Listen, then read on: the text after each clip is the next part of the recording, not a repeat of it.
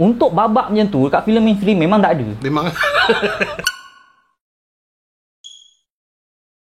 Assalamualaikum dan juga salam sejahtera. Hai, kembali lagi ke Zah Vlog. So, hari ni kita ada tetamu istimewa, okay, untuk merupakan session kita hari ini, berbincangkan tentang filem sampah, okay, iaitu saudara Hatta. Okay, untuk pengetahuan semua, Hatta ni telah buat video berkenaan filem sampah di ML Studio kan. So, which is ramai orang tak tahu sebenarnya Hatta ni siapa. So in fact dalam YouTube aku pun ramai orang tak kenal Hatta. Dan dalam ML Studio pun bukannya kita boleh memperkenalkan diri ke apa kan. So betul. boleh tak aku nak tanya kau, boleh tak kau ceritakan sedikit latar belakang kau dan kau terlibat dengan mana-mana organisasi ke, ataupun kau pernah buat filem ke, ataupun kau ni seorang reviewer biasa macam aku juga. So boleh terang ke tak perkenalkan diri? Okey. Bagi yang tak kenal kan, okey, nama Hatta. Kalau sebenarnya aku ni penulis novel lah asalnya. Oh. Okey, so masa aku tulis novel tu aku gunakan nama pena Hatta Kain Kapan. Okey. Itu that. Lepas tu aku pun start daripada 2014 aku memang ada aktif lah menulis review filem. Dan kebanyakannya waktu tu aku aktif dekat laman web page The Vocat. Oh, kau pernah feature kat Vocat lah. Ya, ada dekat 2 tahun jugalah aku nulis tu. Okey. Lepas tu dah tahun berapa dah kan aku dah tak menulis kat situ dah. So aku je tulis-tulis macam biasa je, dan aku jadi editor untuk Pukat Pikat Press, dan sekarang ni aku boleh katakan admin lah untuk page The Wayangsters. Oh, kau ke? Sabgam. Aku dah orang lain pun ada juga lah. Oh, aku tertanya kat siapa admin dalam Wayangsters kan. So, okey, lagi teruskan. Rasa itu je lah aku. Sekejap, aku difahamkan kau merupakan salah seorang ahli dalam Majlis Pengkritik Filem Kuala Lumpur, betul ke? Yelah juga tu. Yelah juga. Macam mana tu? Kau dah lama lah involve dengan Zaim semua? Boleh tahan lah. Ada Zaim masa tu invite, so aku on je lah. Okay lah tu. Ada lah. Okay, so untuk tajuk kita hari ni iaitu filem sampah. Dalam ML Studio kau ada submit video berkenaan filem sampah ni kan. So kenapa aku nak invite kau untuk terangkan kepada audience semua ni, sebab sebenarnya aku dah buat review filem ni dah 2 tahun setengah, dan aku faham ada je orang di luar sana yang memang sukakan filem sampah ni kan. Tapi adakah kenapa filem sampah ni boleh wujud di semua boleh tengok dekat video ML Studio tu lah. Kenapa ada wujudnya filem sampah ni? Aku faham benda ni macam ni cakap memang ada je kewujudan filem sampah ni, dan diorang ada cult diorang sendiri kan. So kenapa wujudnya filem sampah ni? Adakah diorang saja nak menghiasi industri perfilman, ataupun diorang memang nak buat duit, ataupun suka hati diorang nak buat apa? Okey, sebenarnya ni jawapannya ni mungkin bukan dari sudut intelektual lah. Okay, tak apa, kita saja sembang-sembang ni. Sembang lah. Maknanya ini just pengalaman aku daripada pengalaman tontonan aku lah. Bagi aku lah kan, filem sampah ni dia macam escapism daripada filem-filem mainstream. Okey. Bermakna kebanyakan filem-filem macam filem luar yang dikategorikan sampah ni, dia filem-filem ni dia bawa tema-tema yang filem-filem mainstream tak bawa. Okey. Contoh kalau dia nak bawa tema eksploitasi, untuk filem mainstream tak ada eksploitasi macam tu. Contoh filem eksploitasi tu boleh explainkan sikit tak eksploitasi tu macam mana? Simple lah. Okey, eksploitasi ni contoh macam filem contoh Pink Flamingos lah, John Waters. Okey, dalam filem tu ada satu scene yang boleh dikatakan agak menjijikkan lah, iaitu ada watak utamanya tu. Dia makan najis. Okey. Untuk babak macam tu kat filem mainstream memang tak ada. Memang tak ada kan? Takkan keluar. Tapi filem-filem untuk grade B, untuk filem-filem yang contoh filem trash filem ni, dia macam tak ada satu garis panduan. Kau nak buat apa suka hati kau lah kau nak buat. Oh, okey. Macam maknanya dia tak ada apa-apa, macam tak ada apa-apa yang membatasi kreativiti diorang ni. Dia tak ada limitation lah untuk filem tu kan. Tak ada limitation lah. So apa je yang kalau kau tengok, kalau tengok filem-filem yang macam ni kalau tengok pelik, so memang pelik itulah yang diorang nak buat, dan pelik-pelik itulah yang memang audience diorang nak tengok. Dia ada apa, targeted audience tu lah. So boleh aku katakan filem sampah ni memang trash film. Dekat luar ni boleh aku katakan macam filem bad taste movie lah. Maknanya filem-filem yang taste rendah untuk orang nikmati. Sebab itulah dulu macam kat luar filem-filem dulu lah kan. Aku dulu lahir tahun 80-an. So membesar dengan filem-filem daripada VHS, videotape lah kan. Zaman ni tape. So bila videotape ni kita nak pergi sewa kat kedai kan, kita nak pergi sewa, kita just based on cover saja. Masa tu mana nak tengok trailer. Faham. So bila cover tu gambar ninja kan, weh best ni cerita ninja, padahal filem tu trash filem tu. Masa tu tak silap aku, antara pengarah yang top masa tu buat cerita ninja, Godfrey Ho nama dia. Ini kalau search kan, dia ni antara pengarah yang terkenal dengan teknik cut and paste. Oh, okey. So masa dulu kan aku kecil, aku tengok cerita ninja tu macam best lah, macam ninja kot best ni. Tapi aku tak tahu pun filem tu adalah trash filem. Dan bila makin besar kan, baru aku tahu, aku tengok ni filem ni teruk rupanya. Okey. So tapi bagi aku lah kan, benda tu banyak lah, macam banyak pengkarya-pengkarya. Contoh macam pengkarya yang top macam Peter Jackson. Peter Jackson pun dia bermula dengan jenis-jenis filem yang bad taste ni juga. Oh, okey. Kalau ingat filem dia yang first, filem tu tajuk dia Bad Taste lah. Bad Taste cerita pasal alien datang ke bumi nak cari otak. So filem tu memang apa kejadah lah juga. Aku dengar pelik je. Memang penjadah lah filem tu. Lepas tu second filem dia buat filem Dead Alive. Filem yang pasal tikus gigit orang, semua orang satu bandar jadi zombie. Oh, okey. Kemudian barulah dia buat Lord of the Rings semua kan. Yang mainstream pula. So maknanya dia pun bermula dengan taste rendah dia tu juga. Dan barulah dia jadi dia macam dia yang sekarang je lah. Okey, aku nak tanya kau tahu tak apa macam satu macam cult ni lah yang ada dekat dalam Malaysia ni yang sukakan filem sampah. Kau recognize ke dia orang ni ada ke tak? Okey, tak, bukan filem sampah luar negara, tapi filem sampah dalam negara. Okey, tempatan tempatan. Tempatan ni payah je kau. Kenapa kau ada terlibat mana-mana ke? Tak ada lah. Okey. Ni pandangan peribadi lah. Peribadi. Okey, kat Malaysia ni aku rasa filem yang boleh dikategorikan sebagai trash filem tu sebenarnya ada. Cuma dekat Malaysia ni dia bukan macam kat luar. Kat luar diorang boleh berbangga ataupun diorang boleh diorang tak ada masalah nak mengaku yang diorang membuat filem yang dikategorikan trash filem tu. Kat Malaysia ada tak? Maknanya kalau dia buat filem tak bagus pun dia akan tetap kata filem dia bagus. Oh, okey. Kalau lokal lah. Kalau lokal lah. Sebab tu kalau kat Malaysia ni aku susah nak panggil filem tu filem sampah. Cuma aku lebih suka memanggil filem bermutu rendah. Cover baiknya.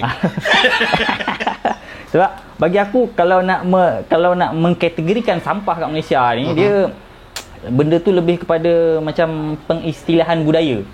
Means kita ni budaya Melayu ni bila kita tengok sesuatu yang kita tak puas hati, lepas tu kita dah tengok sesuatu yang kita rasa tak berbaloi, dah senang-senang lah kita akan panggil benda tu macam sampah. Alamak, hujan. So bagi aku benda tu macam satu pengistilahan budaya lah untuk memanggil filem sampah. Sebab aku rasa lah kat Malaysia ni start yang aku tengok lah dulu, kalau ingat filem Mak Sentul. Okey. okey, filem Mat Sentul, macam filem dia macam Mat Bond ke, Mat Magic ke. Bagi aku kat Malaysia itu mungkin antara permulaan trash filem yang ada kat Malaysia. Tapi orang tak panggil filem tu filem sampah. Sebab benda tu kan legend kan. So macam legend kot, takkan sampah kan. Tapi kriteria untuk sebuah filem yang dipanggil trash filem ni ada dalam filem-filem Mat Sentul ni. Sebab kita tengok lah kan, dengan lakonan dia yang macam mengada-ngada, macam memang bad taste betul lah nampaknya filem tu. Tapi sebab kita tak akan memanggilnya sampah, sebab filem tu kita kat Malaysia ni, kita menghargai dia sebagai sebuah legend. Dan lepas tu sebenarnya banyak lagi. Contoh macam ada beberapa filem Zack Lokman. Zack Lokman kan, contoh kalau kau tengok paling obvious lah nama dia. Macam kau tengok filem apa, No Problem. Tengok Maya Karim berlakon tu kan, rasa macam memang bikin geramnya lah. And then dengan logika filem tu yang macam alamak kan, memang macam mana cakap menteruk lah ni tu. Lepas tu kalau yang lebih moden lagi, kalau kau perasan pernah tengok filem M. Jamil. M. Jamil pernah dengar, aku pernah dengar nama. Filem apa Okey, M. Jamil ni kalau dulu dia buat filem macam filem Rumah Sewa RM50. Macam pernah dengar. Lepas tu kau ni kat YouTube tak aku ada, aku pun search. Lepas tu filem Momok Jangan Cari Pasal. Itu pun dikategorikan sebagai filem ni lah.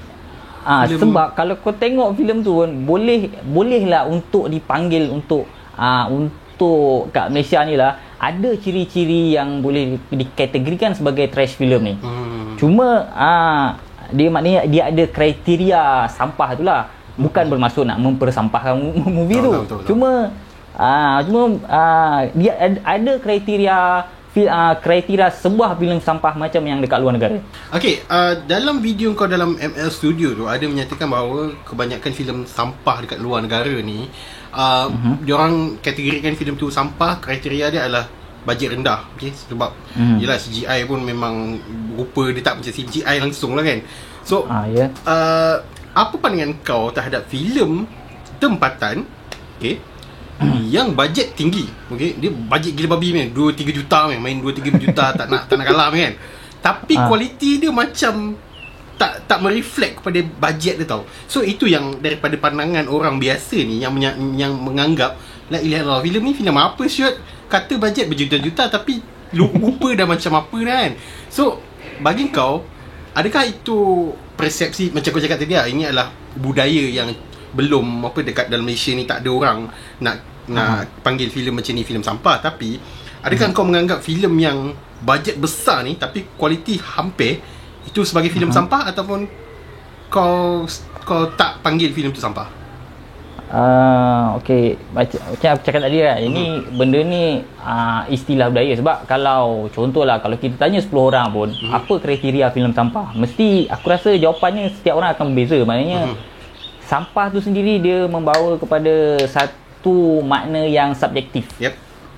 Kan. So kalau contoh filem tu bajet tinggi kan, macam aku cakap tadi lah, bajet tinggi tapi dia buat tu, bagi aku filem tu macam aku cakap tadi lah, dia trashy tapi bukan trash. Dia maknanya dia trash tu, dia dah sampah. Dia maknanya benda ni sepatutnya bagus tapi dia bermutu rendah. Tapi so kalau orang nak memanggil filem tu sebagai filem sampah, kita tak boleh nak halang lah. Aku tak ada masalah lah dengan benda tu. Cuma aku dulu pernah lah kan bersembang-sembang dengan kawan kan. Waktu tu zaman Metro Wealth, masa tu Razak Muhyiddin, Profesor Razak Muhyiddin, dia masa tu Metro Wealth sangat-sangat produktif buat filem. Setahun tu berapa banyak filem keluar kan, sekali keluar setahun sampai berbelas-belas. Dan yang boleh dikatakan berkualiti, yang bermutu tinggi lah kan, ada dalam 2-3 je. Yang lain tu macam nak buat habis bajet je. Macam nak enjut duit kan. So aku ada sembang dengan member kan, kalaulah kat Malaysia ni memang diwujudkan satu genre filem trash ni, bermakna kita penonton, sebelum kita menonton, kita dah tahu dah filem tu trash. So bila dah tahu filem tu trash, kita tak adalah nak mempersampahkannya lagi. Maknanya kita penonton tak akan rasa tertipu dengan apa yang kita nak tengok. Sekarang ni masalahnya, bila kita tengok, kita rasa tertipu. Sebab tu kita sampahkan filem tu. So kalau diwujudkan genre sampah tu sendiri kat Malaysia ni, dan bila penonton pula tengok dan dia, oh filem ni memang bad taste, memang so, dah diiktirafkan sebagai filem sampah. So what do you expect kan? So tak perlulah kita nak mempersampahkannya lagi. So kalau kita tak suka, tak payah tengok lah. Tu je lah. Tapi, nak counter balik apa yang kau cakap dalam video tu, sebab macam kau cakap benda ni adalah budaya. Dalam Malaysia ni kita tak panggil filem-filem macam ni filem sampah. So apabila ada filem yang macam tu keluar dekat pawagam dan orang tak tahu itu adalah filem sampah, tapi filem dia kualiti tinggi, kualiti rendah, so orang akan panggil filem tu sampah. So kita tak boleh nak salahkan audience juga atas penerimaan dia bahawa filem ni adalah filem sampah, sedangkan kita tak tahu pun benda tu adalah satu genre. Sebab sekarang ni aku ada nampak macam ada dua perpecahan lah. Ada orang yang memang menganggap filem ni sampah, so what do you expect? Okay? Tapi ada penonton punya pandangan, kau buat filem, lepas tu kau pergi letak ke pawagam, dan memang trailer pun memang macam haprak. Lepas tu kau nak expect kita orang nak support filem yang macam ni. So dia dah jadi macam dua pihak yang asyik berbalas, sedangkan dua-dua tahu kewujudan filem sampah tu. So macam mana, apa respon kau terhadap benda ni? Kita macam ada pengkarya dengan penonton ni macam ada kasta. Betul. So macam penonton kerja kau cuma tengok. Kau tengok je, aku dah buat ni kau tengok je lah. Makan je, telan apa yang kita orang saji kan. Telan je. So benda tu bagi aku lah kan, benda tu kalau kat luar, benda tu tak sihat. Betul. Sebab benda tu nanti akan memandulkan industri tu sendiri. Betul. Maknanya dia bila dah mandul, kita pun penonton pun akan jadi mandul dengan apa yang kita tengok. Maknanya kita akan disuap dengan benda-benda yang macam tu je. Dan kita akan disuap. Dan aku rasa benda tu dah efek sekarang tau. Orang dah anggap itu adalah filem.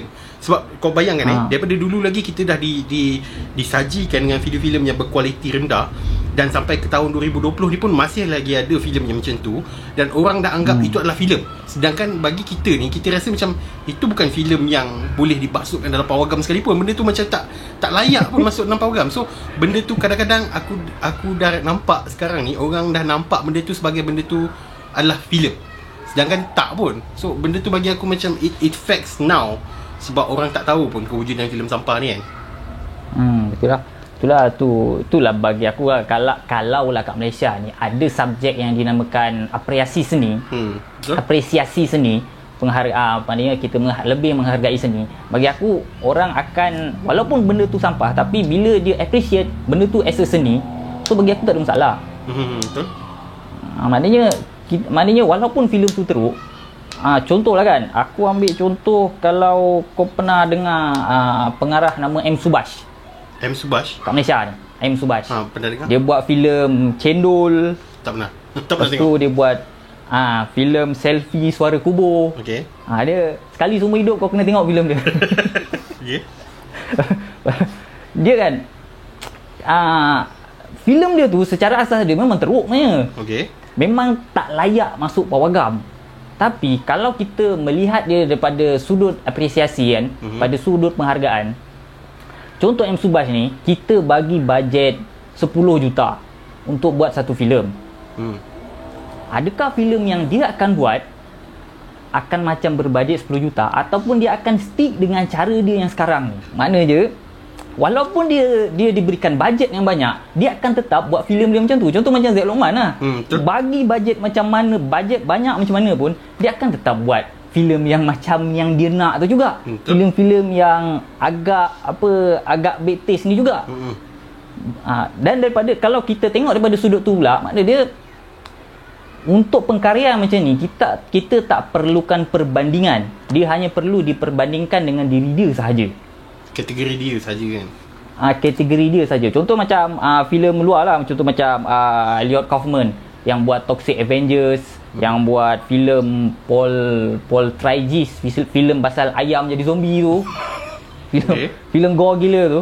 Filem dia semua memang teruk, tapi kalau kita nak bandingkan filem dia tu dengan filem-filem yang bagus, benda tu kalau kita bandingkan, kita sebenarnya yang bagi kita adalah tak bijak untuk kita memperbandingkan filem yang dah memang teruk dengan filem yang bagus. Dari situlah datangnya penghargaan ataupun nilai apresiasi tu sendiri, aku rasa. So kat Malaysia benda tu tak ada. Bermakna kita hanya dipaksa untuk melihat benda yang tak bagus pun supaya jadi bagus. Betul. Kalau kita melihat benda yang tak bagus dan kita cuba mencari apa yang bagus dekat yang tak bagus tu, bagi aku industri kita akan berkembang dengan lebih cantik. Betul. Alright. Okay, aku rasa tajuk untuk filem sampah tu kita stop sampai sini saja. Sebenarnya benda ni aku saja je nak bangkitkan benda ni sebab benda ni dah jadi isu dekat YouTube ML Studio kan. So aku nak sambung video ni dengan soalan yang kau suka. Soalan yang aku suka. Filem kau. Apa soalan yang aku suka? Aku dah daripada hari tu lagi Zaim duk push aku kan, suruh ambil kau sebab kau hantu filem gore semua ni kan. Setakat ni filem tempatan ada ke filem gore? Ada juga. Ada? Kalau ada tu ada, tapi dia tak adalah, kita tak boleh bandingkan dengan luar punya style lah. Kita pun dulu bertahun sebenarnya kita terkekang dengan filem-filem yang ganas dengan tahyul ni. Sebab je kan LPF semua tu kan. So kita kena berterima kasih dengan Metrovel dan Profesor Razak Muhyiddin sebab buat Mistik. Mistik tu yang filem Mistik tu yang pecahkan dominasi tahyul tu sikit. Filem Mistik dikategorikan sebagai core. Dia tak gore lah, tapi dia tak adalah segempak luar negara tu, tapi dia adalah elemen benda tu lah. Maknanya dia daripada filem start daripada Mistik tu, baru lepas tu industri filem kita mula buat filem-filem yang seram, mula buat filem-filem yang agak ganas sikit, dan sampailah kalau kau perasan ada filem tajuk Juanita. Maya Karim. Yes. Kau sebut je baru aku teringat. Betul. Sampailah ke tahap macam ada juga ya Malaysia filem macam ni. Dan kalau kau tak tahu lah kau perasan ke tak, ada satu filem Tamil Malaysia. Aku lupa tajuknya, The Farm tak silap aku. Okay, aku pernah nampak trailer dia. Filem itu baru lagi kan, dalam setahun 2 tahun baru juga lah. 2018 2017 macam tu lah. Aku pergi tengok dengan dia punya pengarah lah.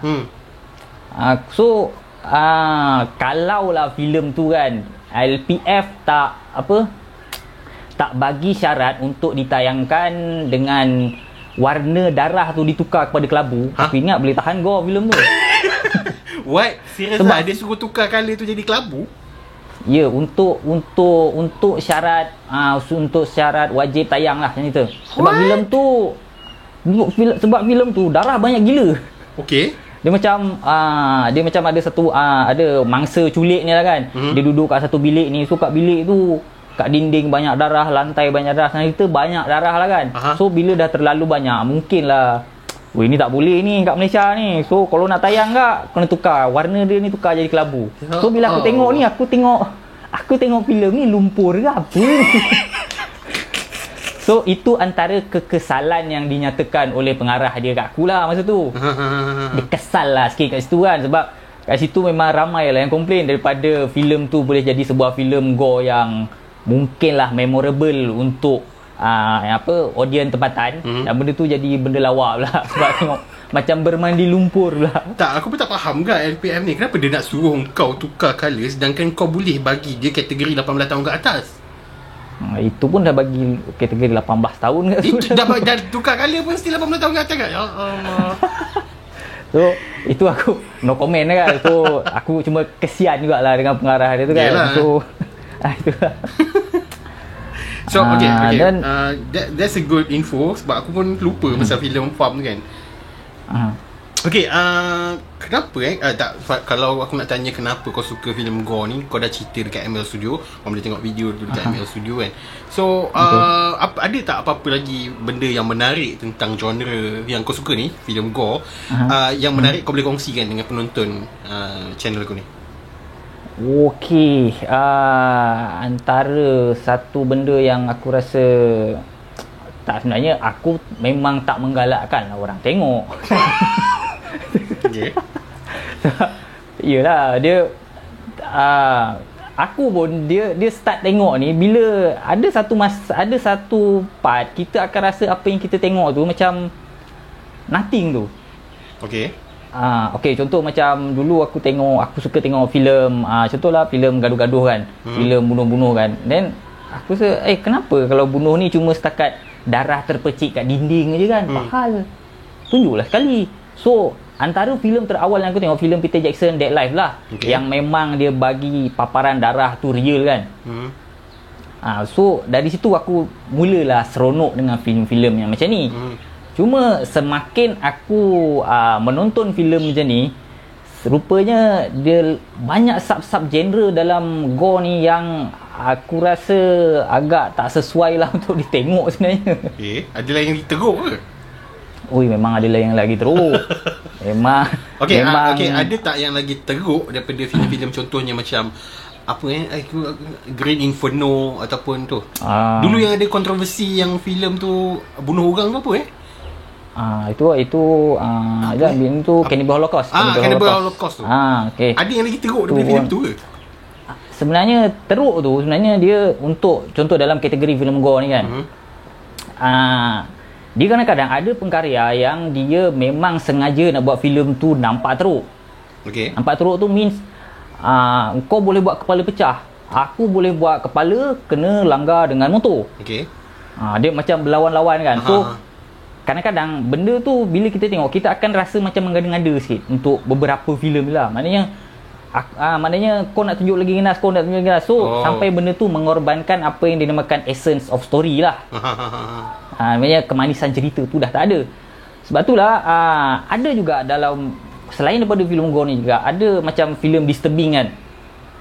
Dia memaparkan perkara-perkara yang bagi aku tabu. Tabu ni means benda-benda yang agak terlarang. Contoh perkara-perkara yang terlarang, contoh macam tema pedofilia.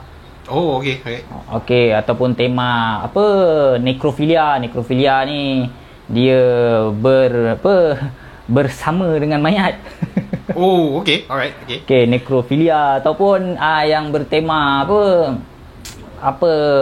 zoofilia. Zoofilia ni dia bersama dengan haiwan. So untuk kategori-kategori filem memang senang cerita memang ada wujud filem-filem macam ni sampai sekarang kat dunia ni. So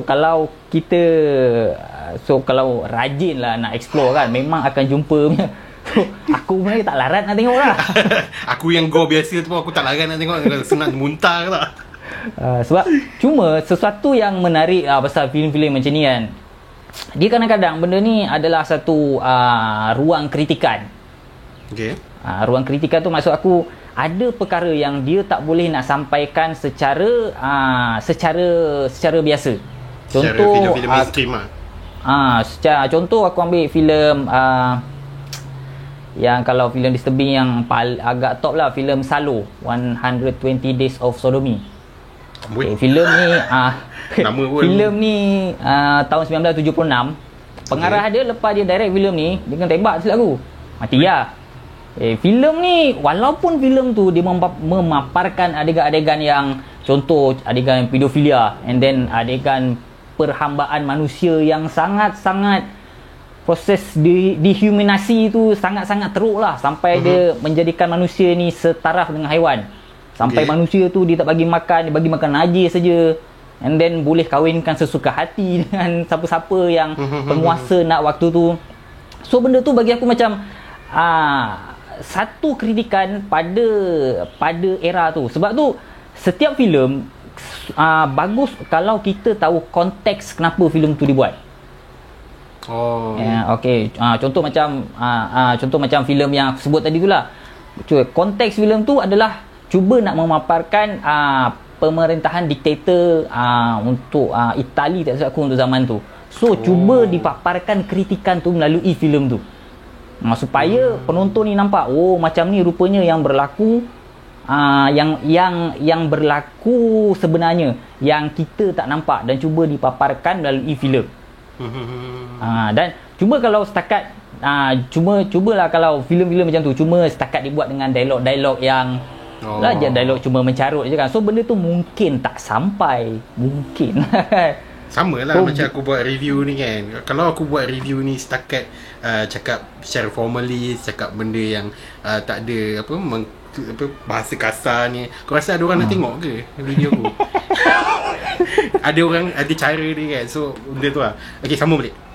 Okay, so bagi aku benda itu antara benda-benda yang interesting lah mengenai filem-filem ni. Maknanya kita bukan yang walaupun yang kita tengok tu adalah perkara-perkara yang kadang-kadang menjijikkan, perkara yang teruk, tapi sebenarnya ada something beside. Maknanya kita akan terfikir balik kenapa filem macam tu dibuat.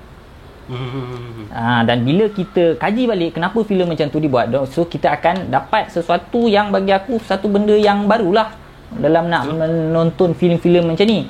Sebab itulah contoh ada filem apa ya. Ni kalau kau free kan, cuba kau search filem ni tak ada gore ya. Ni filem dia, pengarah dia Sergei Parajanov. Filem dia bertajuk The Color of Pomegranates. Nanti kau WhatsApp lah, nama dia panjang lah. Okay. Ini kalau kau cuba tengok filem ni eksperimental gila tu. Kenapa? Dia jenis bercerita menggunakan simbol je. Okay, contoh watak tu dia pegang ayam. So kita nak kena fikir kenapa dia pegang ayam. Dia tak bercakap tu. What? Serius, kau kena tengok. Dan aku pun memang ada hari tu ada memang cadangkan kat Zaim. Zaim pun dah tengok, dia macam apakah ini? So benda tu eksperimental macam tu nak membuatkan kita ni terfikir something waktu kita menonton, selepas kita menonton, dan mungkin waktu kita dah lupa, bila kita ingat balik kita akan remind balik kenapa aku tengok filem macam tu Okay. So benda-benda ni adalah benda yang bagi aku interesting lah pasal filem-filem yang macam filem-filem yang gore, disturbing ataupun over experimental. Itu antara benda-benda yang menarik lah untuk genre filem disturbing ni. Cuma aku tak mencadangkan atau tak mengsyorkan sangatlah orang nak menonton filem macam ni kan. Sebab contoh lah kan, tak payah filem tu lah, filem Old Boy lah, filem Korea tu pun. Okay, kalau kita tengok waktu kita tengah putus cinta, aku rasa memang boleh meroyan kot. Sebab tema dia tu kan sangat-sangat tabu. So sangat-sangat kan. So aku memang tak menggalakkan sangatlah untuk orang tonton. Cuma kalau dah tonton tu kena faham lah bahawa yang kita tengok tu filem, cuma filem dan bukannya benda yang betul. Dia sebab itulah selalu sangatlah orang cakap dengan aku, lepas kau tengok macam ni, baik kau tengok apa Faces of Death ke, ataupun tengok apa macam dulu yang kat Malaysia ni popular Kari Ngeri kan. Baik kau tengok macam tu, itu benda betul baik. Lain, ini filem. Kalau kita tengok dalam filem tu kepala dia pecah, besok-besok kita tengok dia boleh berlakon filem lain pun. Benda tu fiction. So kita kena set mindset kita bahawa yang kita tengok tu adalah fiction. Alright. Okay, so yeah, okay. It was good talking to you, Hatta. Kau memang banyak memberi info kepada viewer kat channel Pure Pixels ni. Kau ada YouTube ke tak? YouTube ni lah Wayangster TV. Wayangster TV. Wayangster TV. Alright. Kau punya personal ni tak ada? Personal tak ada ke? Okay, tak apa. So kalau korang suka dengan update filem-filem terbaru, korang boleh subscribe ke channel Wayangster.tv. Okay. So thank you very much Hatta sebab join Mulut Poker Session hari ni. Thank you very much. Aku sangat berterima kasih kepada kau dengan geng-geng Majlis Pengkritik Filem Kuala Lumpur. Good luck in every venture you are going to. So thank you very much. Kalau you guys ada apa-apa persoalan tentang filem sampah, filem gore, kau boleh tinggalkan komen kat bawah. Jangan lupa untuk like, share dan juga subscribe ke channel Pure Pixels. Dan jumpa lagi pada Zafar yang akan datang. Thank you Hatta. Thank you. Alright, dah boleh off camera.